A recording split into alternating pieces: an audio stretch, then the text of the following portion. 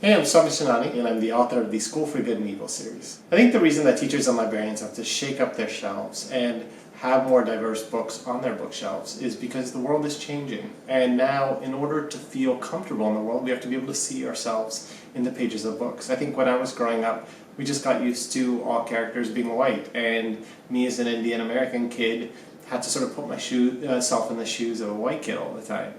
And that just became a natural default way of being.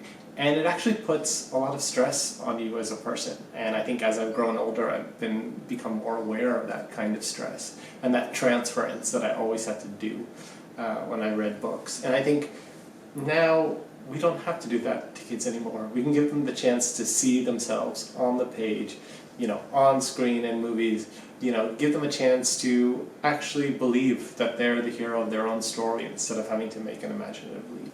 So I've been lucky to write the School for Good and Evil series for the last 8 years and meet so many teachers and librarians who've used it in their schools and in the classroom, and they always tell me the same thing, which is that these books have characters who represent every kind of kid. So no matter what kind of kid comes into their classroom, someone in the School for Good and Evil is for them. And they feel like when they read the books, they can find themselves in a character and have a journey that isn't the classic, good always beats evil because good is good looking fairy tale. And ultimately, whether you're a boy or girl or wherever you come from or whatever culture you come from, the School for Good and Evil gives you an opportunity to empathize with someone like you and people not like you. And you feel like you're part of a world that reflects the actual world you live in, right? And part of the reason I wrote it is because I remember reading Harry Potter and feeling like Harry Potter was very white and very straight in the way that it was presented, right? And I felt like there was a way to present something that felt more global, more multicultural, more diverse.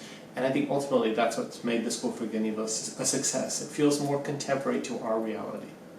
As a writer, I try to be careful about social issues because you don't want to hit kids over the head with them too hard, otherwise it seems quite moralistic and difficult to read without feeling preachy.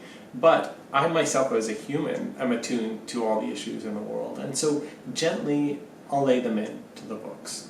Whether it's the increasing tribalism in politics, whether it's the debate over transgender rights, whether it's immigration, whether it's how we treat women in our society, right? Whether it's the Black Lives Matter movement or whether it's the Me Too movement. All these things find themselves laced very delicately into the world of the School for Good and Evil in their own way.